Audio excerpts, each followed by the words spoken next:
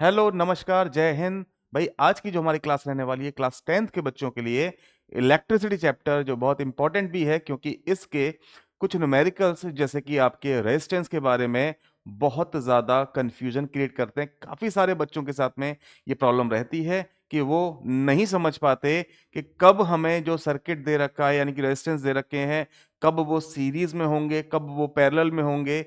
तो उन्हीं सारे कंसेप्ट के साथ में आज की जो हमारी क्लास रहनी है इलेक्ट्रिसिटी की, इसमें हम सारी चीजों को देखेंगे वन बाय वन। तो भाई स्टार्ट कर लेते हैं आज की क्लास को। चैप्टर रहेगा हमारा इलेक्ट्रिसिटी। क्या क्या चीजें देखनी है स्टार्टिंग से देखते हुए चलते हैं। तो सबसे पहली बात आती है कि भाई चार्ज होता क्या है। तो जनरल डिस्कशन में बात करें तो जो चार्ज हमारा है, अगर किसी भी मैटर की बात करें या किसी भी बॉडी की बात करें जो एग्जिस्ट करती है हमारे एनवायरनमेंट में, वो क्या बनी हुई है? वो बनी हुई है एक एटम से। और एटम के पास क्या होते हैं? एटम के पास सब एटॉमिक पार्टिकल्स हैं, जिनमें से दो आपके पार्टिकल्स जैसे कि इलेक्ट्रॉन और प्रोटॉन, जिनके पास चार्ज होते हैं। इलेक्ट्रॉन की बात करते हैं तो इलेक्ट्रॉन नेगेटिवली चार्ज होता है, प्रोटॉन की बात करते हैं तो प्रोटॉन पॉजिटिवली चार्ज होता है। तो हम बोल सकते हैं कि चार्ज की जब भी बात आती है तो ये किसी भी मैटर की इंट्रिंसिक प्रॉपर्टी है या उसकी इंटरनल प्रॉपर्टी है। यानी कि अगर मैटर है तो उसके पास चार्ज भी होगा, पहली चीज। अब बात आती है मेन कंसेप्ट पे ही चलेंगे फटाफट से, ये जनरल डिस्कशन है। अब जरा बात कर लेते हैं इलेक्ट्रिक पोटेंशियल की। किसकी? इलेक्ट्रिक पोटेंशियल की। तो भाई इलेक्ट्रिक पोटेंशियल क्या होता है? इलेक्ट्रिक पोटेंशियल, तो इलेक्ट्रिक पोटेंशियल की जब बात करेंगे तो भाई इलेक्ट्रिक पोटेंशियल का मतलब होता है, मान लेते हैं कि आपके पास कोई चार्ज है Q, और एक चार्ज जो होगा वो अपनी सराउंडिंग में क्या बनाएगा? इलेक्ट्रिक फील्ड बनाएगा। क्या बनाएगा? इलेक्ट्रिक फील्ड बनाएगा। अब एक कोई चार्ज यहां पर है बहुत छोटा सा Q0। क्या है? Q0 है। तो अब ये चार्ज को, इस वाले चार्ज को इस फील्ड लाइन तक, यानी यहां मान लिया हमने P पॉइंट है, यहां तक लाने के लिए हमने क्या करना पड़ेगा? इस पे वर्क कराना पड़ेगा। और वर्क करा के हम क्या कर सकते हैं? इस चार्ज को जो कहीं इनफाइनाइट पोजीशन पर है उसे लेकर आएंगे कहां पर? इस P पॉइंट तक विदाउट एक्सीलरेशन। कैसे? Without acceleration. तो इसी टर्म को हम क्या बोलते हैं? Electric potential. तो लिख सकते हैं इसको, क्या बोलेंगे इलेक्ट्रिक पोटेंशियल को? तो भाई it is the work done, it is the it is the work done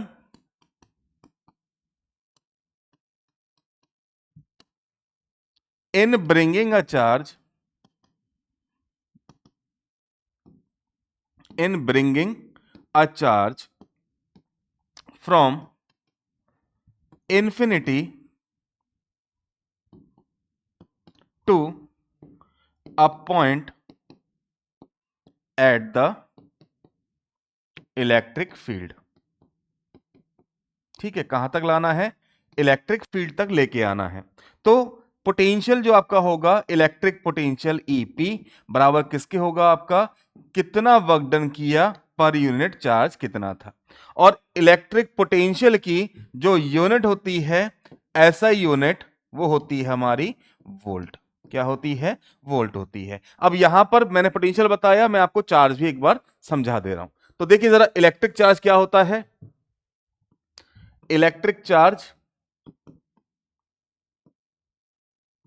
तो भाई इलेक्ट्रिक चार्ज का मतलब क्या होता है? It is the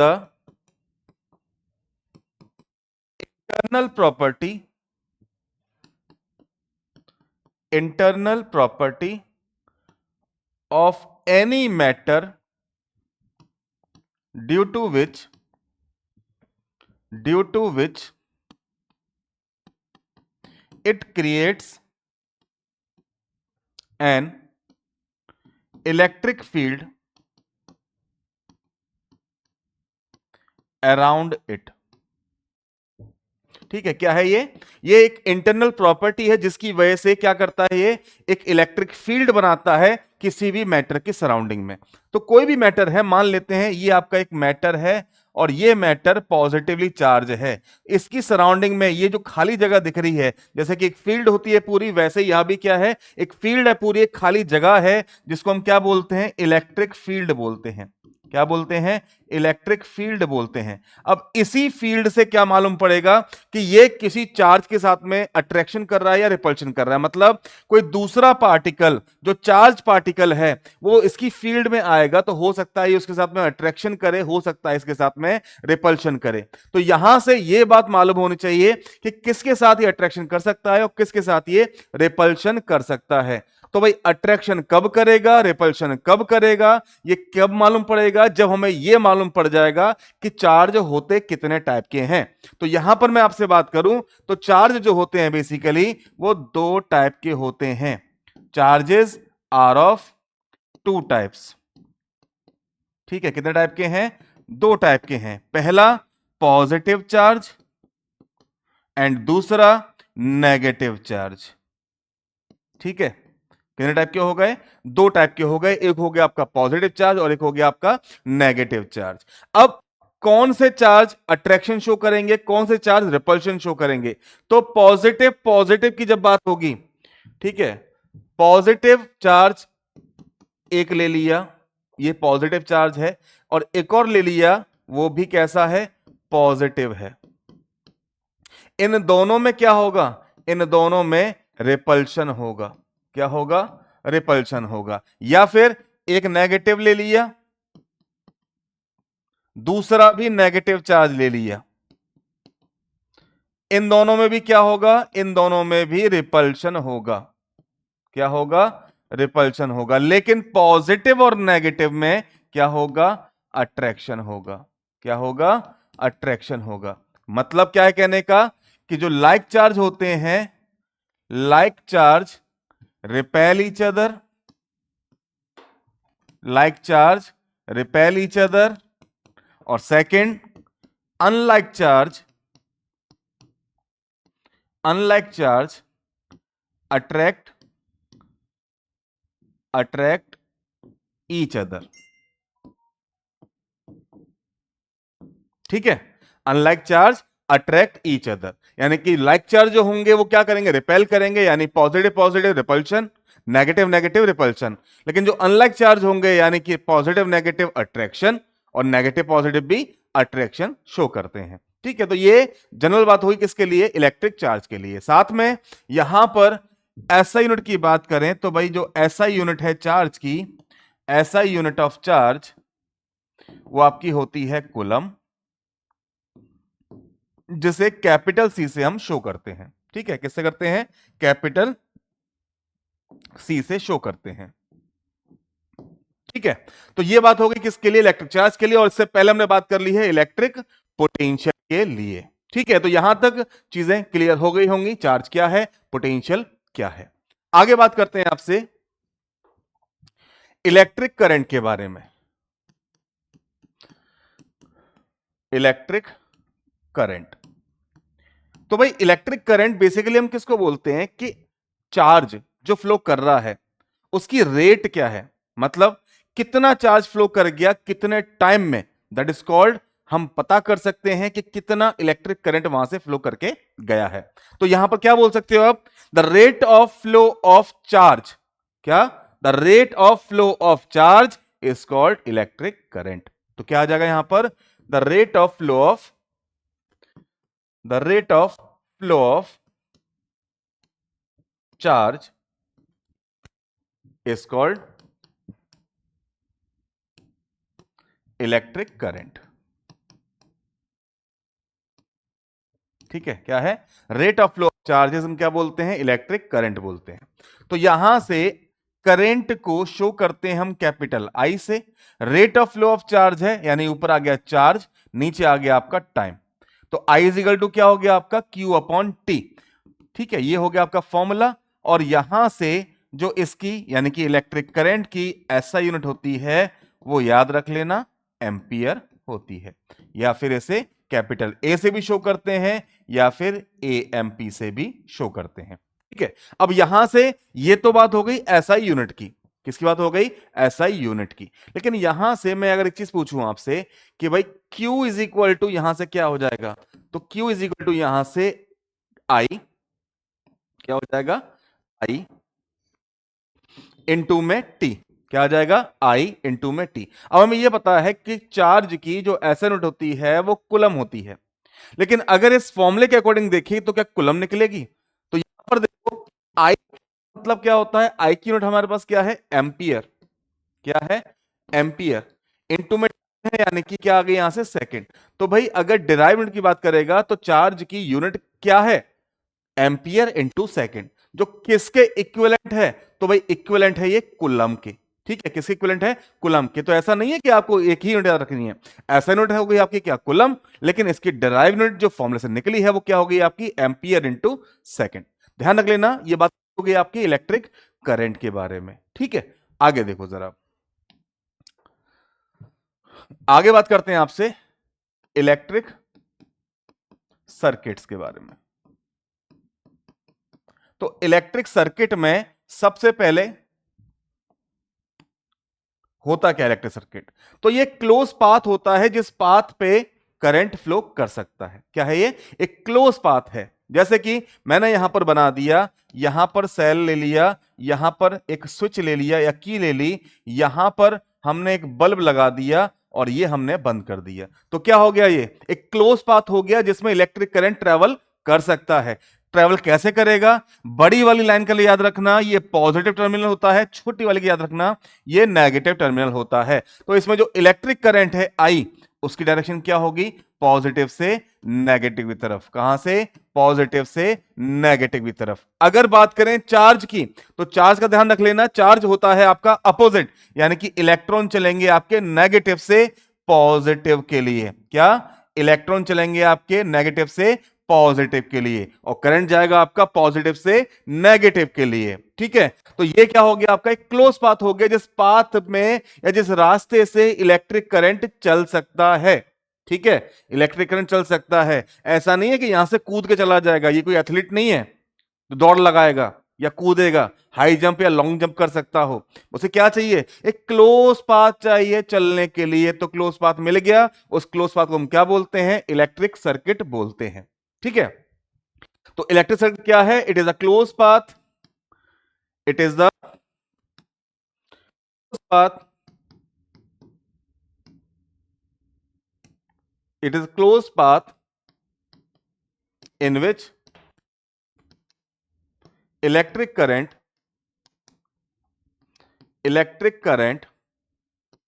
travels। ठीक है, ये वो क्लोज पाथ है जिसमें इलेक्ट्रिक करंट ट्रेवल कर सकता है। अब बात आती है आपकी इलेक्ट्रिकल कंपोनेंट्स के बारे में, इलेक्ट्रिकल कंपोनेंट्स के बारे में। तो भाई कंपोनेंट्स वो सारी चीज हैं जो हम एक सर्किट में अटैच करके दिखाते हैं। जैसे यहां पर आपको दिख रहा है कि एक हमने तार लिया हुआ है, ये हमने बल्ब लिया हुआ है, ये हमने सेल लिया हुआ है, ये हमने की ली हुई है। तो इस तरीके से ये जो सारी चीज हम दिखा रहे हैं किस सर्किट में हम दिखाते हैं, कंपोनेंट को जोड़ के उन्हें हम क्या बोलते हैं? इलेक्ट्रिकल कंपोनेंट बोलते हैं। अभी इलेक्ट्रिक कंपोनेंट हैं कौन से? तो इन्हें देखते चलना फटाफट से। सबसे पहला मैं ड्रॉ कर रहा हूं, ऐसे करके मैंने एक सीधी लाइन खींच दी। इसको हम क्या बोलेंगे जनरली? ये हमारा होता है कंडक्टिंग वायर। क्या होता है हमारा ये? Conducting wire. ठीक है, अगला देखो सेकंड नंबर का। अगर आपको कुछ ऐसे दे रखा हो और ऐसे दे रखा हो, इसका मतलब क्या है? एक तार तो आपका कैसा हो गया? सीधा हो गया। दूसरा तार ऐसे आ रहा है और थोड़ा सा घूम के दिख रहा है। एक्चुअल में क्या है? 3D है। 3D का मतलब ये वायर ऐसे घूम के आ रहा है, मतलब इस वाले वायर को जो सीधा जा रहा था, ये वाला वायर इसको टच नहीं कर रहा, इसे दूर से ही क्या कर दिया गया? मोड़ करके आगे की तरफ लाया गया। तो ये क्या हो गया आपका? ये हो गया वायर क्रॉसिंग विदाउट टचिंग। ठीक है, क्या हो गया? वायर क्रॉसिंग विदाउट टचिंग, बिना टच कराए दूसरा तरफ हमने क्या करा दिया? पहले वाले तार से क्रॉस करा दिया। ठीक है, तीसरा देखो,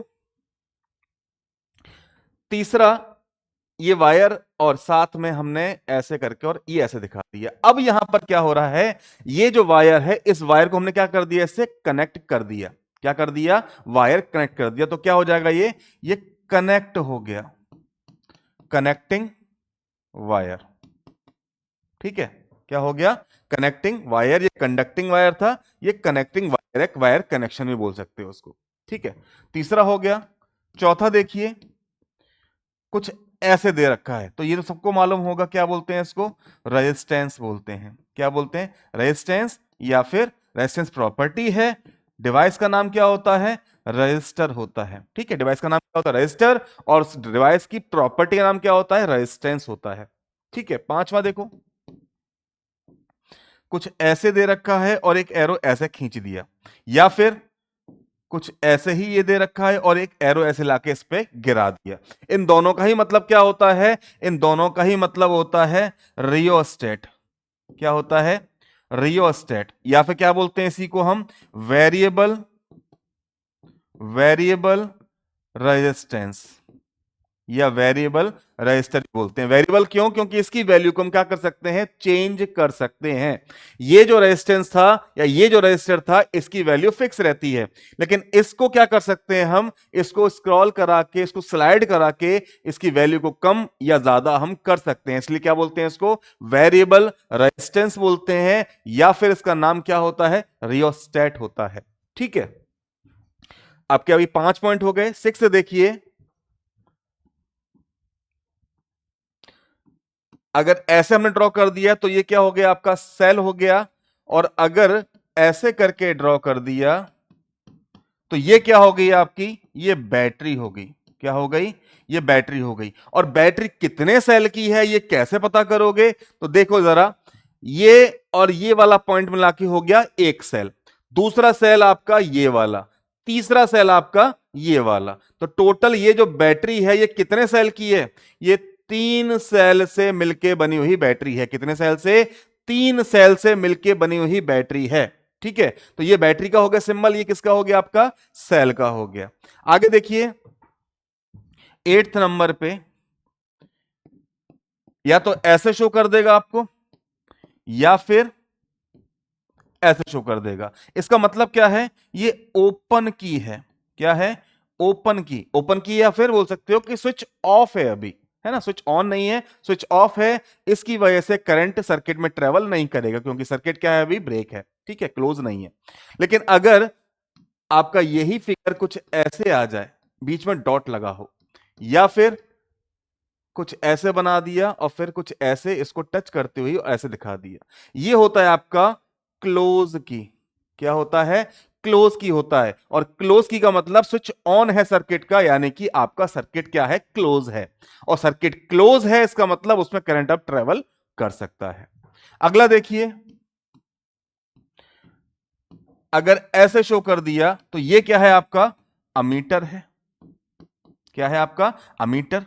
अमीटर का काम क्या होता है, इलेक्ट्रिक करंट मेजर करना। क्या करना, इलेक्ट्रिक करंट को मेजर करने का काम किसका होता है, अमीटर का। अमीटर क्या है, एक डिवाइस है जिसमें हम इलेक्ट्रिक करंट को मेजर कर देते हैं। अगला देखिए, ये क्या है, volt meter.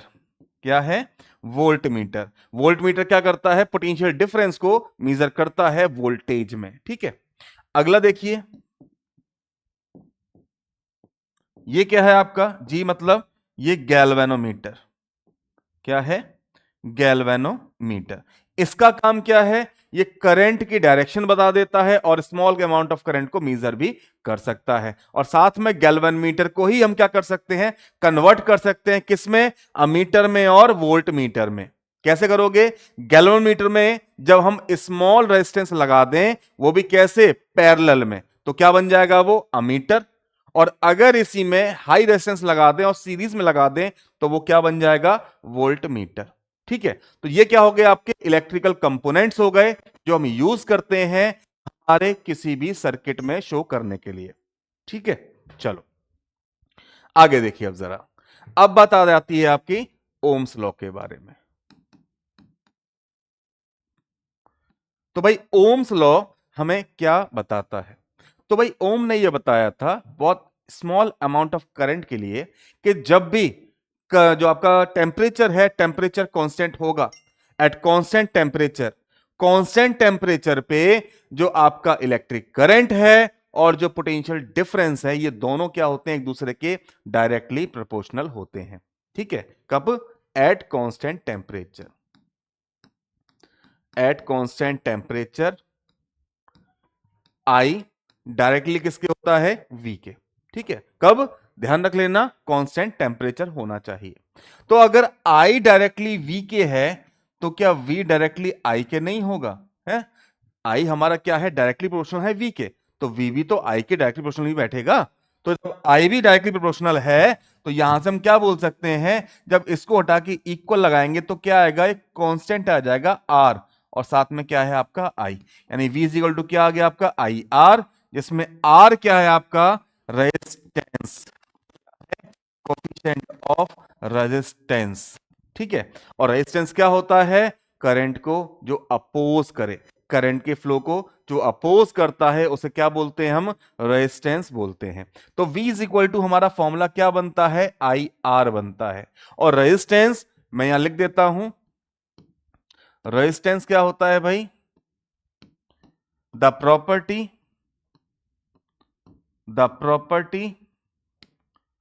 of any material to resist the flow of electric current। ठीक है, क्या करता है? इलेक्ट्रिक करंट के फ्लो को रेजिस्ट करता है। तो भाई यहां से R की वैल्यू क्या आ जाएगी आपके पास? V अपॉन I आ जाएगी। ठीक है, और R की जो SI यूनिट होती है वो क्या होती है? ओम होती है। क्या होती है? ओम होती है। सिंबल से भी शो करते हैं। इस सिंबल का नाम क्या होता है? इस सिंबल का नाम होता है ओमेगा। क्या होता है? सिंबल का नाम याद रख लेना, ओमेगा सिंबल का नाम है। और क्या बोलते हैं इसको? इसकी एसआई यूनिट को हम बोलते हैं ओम।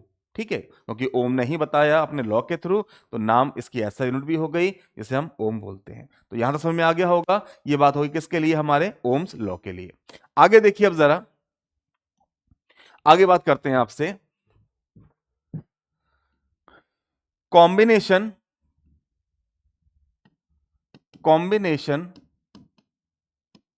Of resistance. रेजिस्टेंस का जो कॉम्बिनेशन है वो किस किस तरीके से हम कर सकते हैं? तो दो तरीके से कर सकते हैं। कितने तरीके से? दो तरीके से। पहला सीरीज में, दूसरा पैरेलल में। ठीक है, सीरीज कॉम्बिनेशन और पैरेलल कॉम्बिनेशन। तो सीरीज कॉम्बिनेशन कैसे बनता है जरा उसको देख लो एक बार। क्या किया आपने? एक वायर में सीधे सीधे सीधे 3 रजिस्टर लगा दिए। कितने लगा दिए? 3 लगा दिए। नीचे क्या है आपका? सेल है, और साथ में क्या है? एक की है। अब इसमें क्या होगा? करंट ट्रेवल कर रहा होगा।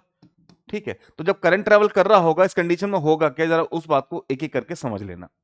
तो यहां पर जो आई करंट है उसको एक सीधी रास्ता मिल रही है, तो आई तो सीधा सीधा चला जाएगा, यानी कि जो आई है, यानी कि जो इलेक्ट्रिक करंट है वो स्प्लिट नहीं होगा। लेकिन यहां पर इन सब के लिए पोटेंशियल डिफरेंस क्या होगा? सबका अपना अपना सेपरेट पोटेंशियल डिफरेंस होगा। ठीक है, क्या होगा? सबका अपना अपना सेपरेट पोटेंशियल डिफरेंस होगा। इसका मान लिया V1 है क्योंकि रेजिस्टेंस नाम डाल दिया R1 है। ऐसे ही इसके लिए मान लिया इसका V2 है और इसका रेजिस्टेंस मान लिया R2 है। ऐसे तीसरे के लिए मान लिया V3 है और इसका रेजिस्टेंस क्या है भाई? आपका R3 है। ठीक है, ऐसे ही अगर पैरेलल के लिए बात करूं तो पैरेलल का फिगर कुछ ऐसा बनेगा। यहां पर हमने ले लिया सेल, यहां लगा दिया की को, और ये हम लेकर आए इसको यहां पर, यहां से ऐसे लिया एक, ऐसे लिया दो, और ऐसे लिया 3, और ये कनेक्ट कर दिया। तो अभी ये जो लगे हुए हैं ये कैसे हमारे? ये तीनों के तीनों पैरेलल में हैं। कैसे हैं? पैरेलल में है। और इन तीनों का जो पोटेंशियल डिफरेंस होगा वो क्या होगा? कॉमन होगा। लेकिन इसमें जो इलेक्ट्रिक करंट आई जा रहा होगा वो इस पॉइंट पर क्या हो जाएगा? स्प्लिट हो जाएगा। कुछ करंट इधर जाएगा, कुछ करंट इधर जाएगा, और कुछ करंट इधर जाएगा। तो जब पैरेलल की बात आती है तो पैरेलल कॉम्बिनेशन में क्या होता है? पोटेंशियल डिफरेंस स्प्लिट नहीं होता है, तीनों को सेम पोटेंशियल डिफरेंस मिलता है। लेकिन अगर सीरीज की बात करते हैं तो करंट स्प्लिट नहीं होता, लेकिन तीनों का पोटेंशियल डिफरेंस अलग अलग हो जाता है। ठीक है, तो अब जरा इसको कैलकुलेशन करके भी देख लेते हैं कि किस तरीके से हम इसको सॉल्व करते हैं। सीरीज की बात कर लेंगे और पैरेलल की बात भी कर लेंगे। देखिए जरा, तो सीरीज कॉम्बिनेशन की सबसे पहले बात करते हैं। सीरीज कॉम्बिनेशन, ठीक है। तो सीरीज कॉम्बिनेशन में क्या चीजें हमें देखनी है, तो देखिए फिगर पर से मैं यहां बना देता हूं।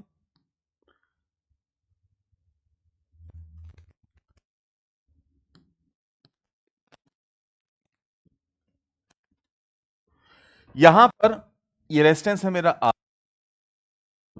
ठीक है, और ये क्या हो गया हमारा आर। यहां पर पोटेंशियल डिफरेंस आपका वी, ये वाला आपका, ये वाला मान लिया V1 है, ये मान लिया V2 है, और ये मान लिया V3 है। ठीक है, यहां पर जो करंट जा रहा है वो क्या है आपका I, ये आपके सेल है जिसका पोटेंशियल V है। अब यहां से ये हमारा करंट I यहां से लौट के आ गया, और सेम करंट क्या था, हर जगह पर इसमें जा रहा था। फॉर्मूला देखिए हमारा क्या था, V is equal to I R था। क्या था, V is equal to I R था। तो ये तो हो गया पूरे सर्किट के लिए, लेकिन अब पर्टिकुलरली हर एक रेजिस्टेंस की बात करेंगे तो क्या आएगा, तो भाई V1 हमारा क्या हो जाएगा, V1 हो जाएगा हमारा आई आर वन के बराबर। V2 क्या होगा आपका आई आर टू के बराबर, और V3 क्या होगा आपका आई आर थ्री के बराबर। ठीक है, ये हो गया आपके पोटेंशियल डिफरेंस तीनों के लिए, यानी कि तीनों आपके जो रेजिस्टर पे लगे हुए हैं उनकी बात हो गई। अब टोटल पोटेंशियल डिफरेंस यानी कि V क्या होगा आपका, तीनों के पोटेंशियल डिफरेंस के बराबर होना चाहिए। ठीक है, तीनों के क्या होना चाहिए, बराबर होना चाहिए। तो यहां से देखो V की वैल्यू क्या आती है आपके पास आई आर, V1 की क्या है आपके पास आई आर वन, V2 की आपके पास आई आर टू, और V3 की आपके पास आई आर थ्री। अब यहां से I R is equal to I निकाल दिया कॉमन, अंदर क्या आ गया आपका R one plus R two plus R three.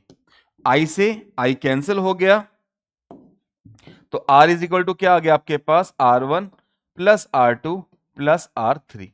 ये क्या है आपका सीरीज में, तो S यहां पर हमने लगा दिया। तो ये प्रूफ हो गया किसके लिए, तो आप सीरीज कॉम्बिनेशन की बात करेंगे किसी भी सर्किट में। किसको लगाया हमने, रजिस्टर्स को लगाया है। तीन रजिस्टर्स हैं जिन्हें हमने सीरीज में लगा दिया है। अगला देखिए, अब बात करते हैं पैरेलल कॉम्बिनेशन के बारे में। पैरेलल कॉम्बिनेशन के बारे में, ठीक है।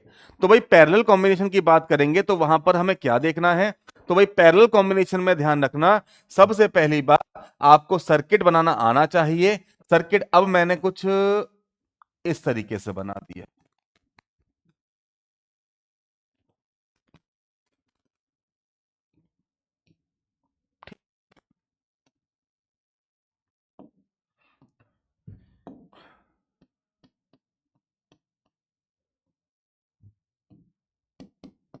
यहां पर इसको मान लिया R1 रजिस्टर है, ये हमारा R2 है, ये हमारा R3 है, और तीनों के लिए पोटेंशियल डिफरेंस क्या है, कॉमन V है। लेकिन जो करंट जा रहा होगा I, करंट जा रहा है I, भाई इस पॉइंट पर आकर क्या हुआ, इसको तीन रास्ते मिल गए। कितने, तीन रास्ते मिल गए। एक रास्ता इसके लिए ये हो गया, एक रास्ता इसके लिए ये हो गया, और एक रास्ता इसके लिए ये वाला हो गया। ठीक है, कितने रास्ते हो गए टोटल, तीन रास्ते हो गए। तो यहां पर जो करंट जा रहा होगा वो मान लिया I1 जा रहा है, जो यहां जा रहा होगा उसे मान लिया I2 जा रहा है, और जो यहां जा रहा होगा उसे हमने मान लिया कि वो I3 जा रहा है। ठीक है, तो अब यहां पर हमारा जो फॉर्मूला था V is equal to I R, apply इसको करना है, लेकिन V तो हमारा कॉमन है, स्प्लिट क्या हुआ है इसमें, करंट स्प्लिट हुआ है। तो भाई यहां से I इज इक्वल टू निकालेंगे तो क्या आ जाएगा आपका V अपॉन आर आ जाएगा। ठीक है, और I की वैल्यू किससे मिलेगी, भाई जो टोटल करंट है वो कैसे मिलेगा, जब हम I1 plus I2 plus I3 कर देंगे तो टोटल हमें क्या मिल जाएगा, करंट की वैल्यू मिल जाएगी, जो कितनी थी हमारे पास I थी। तो यानी I इज इक्वल टू क्या हो जाएगा आपका I1 plus I2 plus I3। अब यहां से अगर मैं I1 की बात करूं तो क्या आ जाएगा आपका V अपॉन R1, ऐसे ही I2 की बात करूं तो क्या आ जाएगा V अपॉन R2। क्योंकि V कॉमन है तो V रहेगा। ऐसे ही I3 की बात करूं तो क्या आ जाएगा, V/R3। ठीक है, अब इस वैल्यू में पुट कर दो। I की वैल्यू क्या थी हमारे पास, V/R। I1 की क्या है, V/R1 plus V/R2 plus V/R3। तो V/R is equal to V common निकाल दिया, अंदर बचा 1/R1 plus 1/R2 plus 1/R3। V से V कैंसिल, क्या बचा, 1/R is equal to 1/R1 plus 1/R2 plus 1/R3, जो हो गया आपका पैरेलल कॉम्बिनेशन के लिए। किसके लिए, पैरेलल कॉम्बिनेशन के लिए। तो इस तरीके से क्या कर सकते हो आप, पैरेलल कॉम्बिनेशन भी निकाल सकते हो। ठीक है, तो ये समझ में आ गया होगा पैरेलल कॉम्बिनेशन का। इससे पहले वाला हमारा क्या था, सीरीज कॉम्बिनेशन का। ठीक है, चलो भाई आगे देखो जरा। आगे आपका factor affecting the resistance of material. किसी भी मटेरियल की बात करो, उसका जो रेजिस्टेंस है वो किन किन फैक्टर पर डिपेंड करता है, यानी कौन से फैक्टर हैं जो किसी भी मटेरियल के रेजिस्टेंस को अफेक्ट करते हैं। तो सबसे पहली बात इसमें आती है, जो लेंथ होती है वो डायरेक्टली प्रोपोर्शनल होती है किसके, रेजिस्टेंस ऑफ द कंडक्टर के। यानी कि जितनी ज्यादा लेंथ उतना ज्यादा उसका क्या हो जाएगा, रेजिस्टेंस हो जाएगा। दूसरी चीज, जो आपका रेजिस्टेंस होता है वो इनवर्स होता है किसके, एरिया के। किसके होता है, एरिया के इनवर्स होता है। यानी कि अगर एरिया ज्यादा होगा, यानी कि तार की मोटाई ज्यादा होगी तो उसका रेजिस्टेंस कम होगा, अगर तार की मोटाई कम होगी तो उसका रेजिस्टेंस ज्यादा होगा। दोनों एक दूसरे क्या है, इनवर्सली प्रोपोर्शनल है। तीसरा, nature of the material. Nature of the material, आपने मटेरियल लिया कौन सा है, कहीं आपने रबड़ ले लिया है क्या, तो रबड़ का तो वही क्या है, रबड़ एक इंसुलेटर है, इसका मतलब उसका रेजिस्टेंस तो इन्फिनिटली हाई है। आपने नाइक्रोम लिया है तो उसका रेजिस्टेंस हाई है, और आपने एक अच्छा कंडक्टर ले रखा है तो उसका रेजिस्टेंस सबसे कम होता है। ठीक है, तो ये बात हो गई नेचर ऑफ मटेरियल की, ये बात हो गई एरिया की, ये बात होगी किसके लिए, रेजिस्टेंस के लिए। तो यहां से अगर मैं फर्स्ट और सेकंड की बात करूं तो आर क्या हो जाएगा, डायरेक्टली हो जाएगा L/A के। तो जब यहां से डायरेक्टली का साइन हटाएंगे, इक्वल लगाएंगे, तो क्या आएगा भाई, यहां पर रो आ जाएगा, एक कांस्टेंट अपॉन L/A हमारा यहां से बन जाएगा। तो यहां से जो रो होता है ये क्या होता है भाई आपका, ये रेजिस्टिविटी होती है। क्या होती है, रेजिस्टिविटी होती है। और इस रेजिस्टिविटी के बिहाफ पर भी हम डिफाइन कर सकते हैं कि किस मटेरियल को हम कंडक्टर बोल सकते हैं, किस मटेरियल को हम इंसुलेटर बोल सकते हैं, और किस मटेरियल को हम सेमीकंडक्टर बोल सकते हैं। तो भाई जिसकी रेजिस्टिविटी सबसे कम वो उतना ही अच्छा कंडक्टर, जिसकी रेजिस्टिविटी सबसे ज्यादा वो उतना ही बेकार कंडक्टर। बेकार कंडक्टर से मतलब क्या है, वो इलेक्ट्रिक करंट को पास नहीं होने देगा, यानी वो क्या हो जाएगा, एक इंसुलेटर हो जाएगा। वहीं सेमीकंडक्टर की बात करें तो सेमीकंडक्टर क्या करता है, इलेक्ट्रिकल एनर्जी को दूसरी फॉर्म यानी कि हीट एनर्जी में कन्वर्ट कर देता है। ठीक है, चल भाई आगे देखिए जरा। ये बात हो जाती है आपकी रेजिस्टिविटी की, और रेजिस्टिविटी की जो ऐसा यूनिट होती है इसे भी याद रख लेना, इसकी जो ऐसा यूनिट होती है वो ओम मीटर होती है। क्या होती है, ओम मीटर होती है। आप देख भी सकते हो कि रो इज इक्वल टू, यहां से देखो क्या हो जाएगा, अगर रो की वैल्यू निकालूं तो क्या आएगा आपका यहां पर, आर इंटू में क्या आ जाएगा, ए अपॉन में क्या आ जाएगा, एल। तो यहां आपका क्या हो सकती है, इसकी यूनिट निकल सकती है। ठीक है, ये बात होगी आप किसके लिए, रेजिस्टिविटी के लिए। आगे देखिए जरा, आगे बात करते हैं आपसे इलेक्ट्रिकल वर्क डन की। ठीक है, इलेक्ट्रिकल वर्क डन की। तो भाई इलेक्ट्रिकल वर्क डन में हम किन चीजों को देखेंगे, तो भाई इलेक्ट्रिकल वर्क डन पहली बात तो होता कब है, तो सीधी सी बात है कि इलेक्ट्रिकल वर्क डन अगर हो रहा है कब होगा, तो पहली बात तो वर्क डन W से, जब हम कोई करंट I को किसी वायर में ट्रेवल करा रहे होंगे, जिस वायर का पोटेंशियल डिफरेंस V होगा, और किसी पर्टिकुलर टाइम के लिए हम उसको चला रहे होंगे, यानी कि कोई टाइम हमारा क्या हो गया, यहां से टी हो गया। तो यहां से हमारा फॉर्मूला क्या बन जाएगा, यहां से हमारा फॉर्मूला बन जाएगा वी आई टी। क्या बन गया, वी आई टी। ये वी आई टी हमें क्या देता है, यहां पर वर्क डन देता है, यानी कितना वर्क हुआ आपका जब आपने करंट आई को ट्रेवल कराया उस कंडक्टर में, जिस कंडक्टर का पोटेंशियल डिफरेंस कितना है, जिस कंडक्टर का पोटेंशियल डिफरेंस v है, और टाइम कितना है आपका, टाइम t है। ठीक है, तो यहां से आपका क्या आ गया, ये वर्क डन आ गया। अब इसी के बिहाफ पर हम इलेक्ट्रिकल पावर को भी डिफाइन कर सकते हैं। इलेक्ट्रिकल पावर क्या होता है आपका, ये rate of doing work. Power क्या है हमारा, रेट ऑफ डूइंग वर्क है। ठीक है, तो रेट ऑफ डूइंग वर्क यानी क्या हो जाएगा हमारा, P is equal to W upon T हो जाएगा। क्या हो जाएगा, P is equal to W upon T हो जाएगा। तो भाई W अपॉन टी हो गया, तो यहां से देखो P is equal to W की वैल्यू क्या थी हमारे पास, वी आई टी थी, अपॉन में क्या आपके पास T है, T से T कट गया, तो P इक्वल टू क्या बचा आपके पास, वी आई आ गया। यानी आपके पास एक फॉर्मूला ये तैयार हो गया, एक फॉर्मूला आपका ये भी तैयार हो गया। और फॉर्मूला इसका बनाना है वो भी बना सकते हो। कैसे बनाओगे, यहां पर देखो, यहां पर हमारा P is equal to V I आ गया। ओम्स लॉ के अकॉर्डिंग क्या था हमारा, V is equal to I R, तो P is equal to V की जगह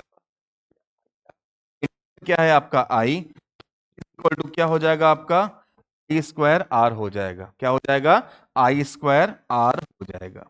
ऐसे ही फिर से देखें तो यहां से I is equal to are आ जाएगा, तो आई की वैल्यू पुट करोगे फिर से तो क्या आएगा, देखो जरा, v इंटू आई की वैल्यू v अपॉन आर, यानी आपका v। हमने टोटली 4 फॉर्मूले देख लिए। पहला आपका ये वाला, सेकंड आपका ये वाला, थर्ड आपका ये वाला, और फोर्थ आपका ये वाला। यानी पावर के आपके कितने टोटल, 4 फॉर्मूले हैं, और इन 4 फॉर्मूले से आप क्या कर सकते हैं, अपने क्वेश्चन को सॉल्व कर सकते हैं। ठीक है, ये बात होगी इलेक्ट्रिक पावर की। अगली बात देखिए फटाफट से, इलेक्ट्रिकल एनर्जी की। तो भाई इलेक्ट्रिकल एनर्जी को हम कैसे डिफाइन करेंगे, तो इलेक्ट्रिकल एनर्जी का मतलब जनरली यहां पर है क्या, तो भाई इलेक्ट्रिकल एनर्जी, एनर्जी तो है, किसके बराबर होनी चाहिए, वर्क के बराबर होनी चाहिए। तो भाई work, power is equal to क्या था हमारा, W अपॉन टी था। वर्क हमारा किसके बराबर है, एनर्जी के, अपॉन में क्या आ गया, टी आ गया, तो E इज इक्वल टू क्या बन गया आपका, पावर इंटू टाइम बन गया। यानी कितनी पावर आप यूज कर पा रहे हैं किसी पर्टिकुलर टाइम में, उसको हम क्या बोल देंगे, उसी को हम बोल देंगे इलेक्ट्रिकल एनर्जी, जो इलेक्ट्रिक एनर्जी हम घरों में यूज करते हैं। तो यहां से देखो जरा क्या बनेगा, और इसको बनाने के साथ में एक चीज और देखेंगे। तो यहां देखिए E is equal to power हमारा क्या था, वी आई था, इंटू में क्या है टी, यानी E इज इक्वल टू क्या बन गया आपका, वी आई टी यहां से बन गया। क्या बन गया, वी आई टी बन गया। अब यही हमारा क्या टर्म बनेगा, जरा देखो, एनर्जी तो है, तो एनर्जी की जो ऐसा यूनिट होती है वो तो होती है हमारी जूल। क्या होती है, जूल होती है। और साथ में बात करें पावर की, तो पावर की जो ऐसा यूनिट होती है, इसकी जो ऐसा यूनिट है वो होती है वॉट। क्या होती है, वॉट होती है। पावर की वॉट हो गई, एनर्जी क्या हो गई आपके ऐसा यूनिट, जूल हो गई। लेकिन हम जूल में कैलकुलेट नहीं करते हैं, जब हम घर में इलेक्ट्रिसिटी जो भी कंजप्शन हुआ है उसके बिल की बात करते हैं, तो हम चले जाते हैं किस में, हम चले जाते हैं कॉमर्शियल यूनिट में। किस में चले जाते हैं हम, कॉमर्शियल यूनिट में, कॉमर्शियल यूनिट ऑफ एनर्जी। ठीक है, तो कॉमर्शियल यूनिट की बात जब होती है ना, तो वहां पर जो वॉट था, वॉट बहुत छोटी क्वांटिटी है, ये चेंज हो जाती है आपकी किलोवाट में। किसमें हो जाती है, किलोवाट में। और जो आपका टाइम सेकंड में था उसे हम चेंज कर देते हैं आर में। किसमें कर देते हैं, आर में। तो जो कॉमर्शियल यूनिट एनर्जी की होती है उसे हम शो करते हैं के डब्ल्यू एच से। किससे करते हैं, किलोवाट आर से। और जनरली हम इसको क्या बोलते हैं, इसको जनरल टर्म में हम यूनिट भी बोलते हैं। ठीक है, एनर्जी को, जो इलेक्ट्रिकल एनर्जी है उसकी कॉमर्शियल यूनिट को हम क्या बोलते हैं, केडब्ल्यूएच, या फिर नॉर्मल लैंग्वेज में हम क्या बोलते हैं, उसको यूनिट भी बोलते हैं। अब यहां पर अगर कन्वर्जन की बात आ जाए तो कन्वर्जन कैसे करोगे जरा उसे देखना। 1 किलोवाट की बात करें तो ये होता है हमारा 1000 वॉट के बराबर, और 1 आर की बात करें तो 1 आर होता है आपका 60 इंटू 60 सेकेंड के बराबर। तो 1 के डब्ल्यू एच आपका हो जाएगा 1000 इंटू 60 जूल के बराबर। तो यहां से 1 के डब्ल्यू एच आपका क्या हो गया, 6 6 36, और आपके 5 आ गए 0 जूल के बराबर। तो 1 K W H is equal to, यहां पर लगा दिया पॉइंट और सबको पहुंचा दिया 10 की पावर में। तो कैसे काउंट करोगे, 1 2 3 4 5, और पॉइंट यहां लगाया तो एक ये भी मिल गया, यानी 10 की पावर कितनी हो गई आपकी, 6। तो 1 किलोवाट आर जो होता है वो 3.6 इंटू 10 की पावर 6 जूल के बराबर होता है। ठीक है, ये बात होगी किसके लिए, कन्वर्जन हो गया कॉमर्शियल यूनिट ऑफ एनर्जी का ऐसा यूनिट ऑफ एनर्जी में। क्लियर हो गई होगी ये बात भी। आगे आखिरी पॉइंट आज का देख लेते हैं फटाफट से, और आखिरी पॉइंट क्या है हमारा, heating effect of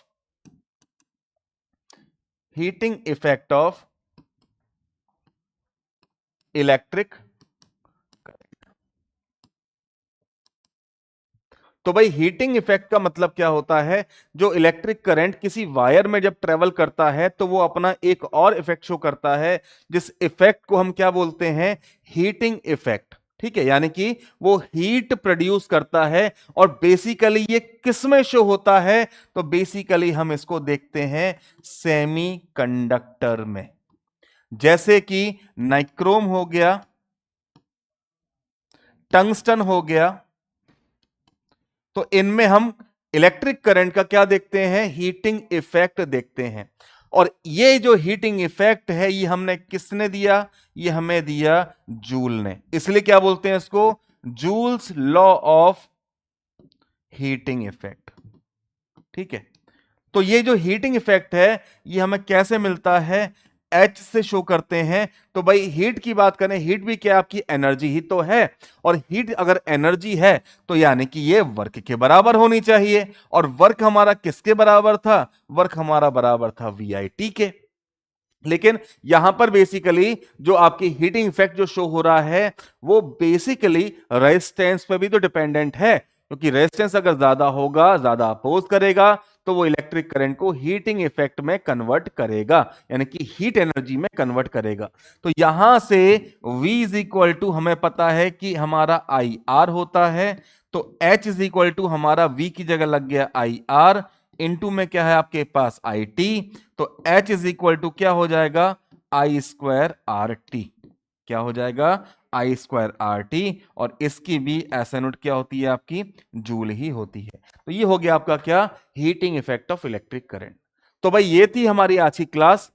numericals portion हम अगली वीडियो में करेंगे, और उसी में हम सारे जो आपके रेजिस्टेंस को जो अरेंज करने के तरीके हैं उनको भी देखेंगे, और सभी जितने भी न्यूमेरिकल्स चैप्टर के हैं उन सब की बारी बारी से एक एक करके देखेंगे किस तरीके से हम क्वेश्चन को कर सकते हैं, और कहां कहां पर अक्सर बच्चे फंसते हैं वो भी हम क्वेश्चनों को वहां पर करेंगे।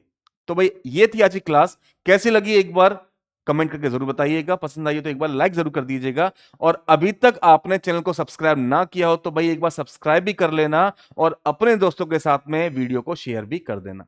मुलाकात आपसे अगली वीडियो में करेंगे, तब तक के लिए थैंक यू वेरी मच।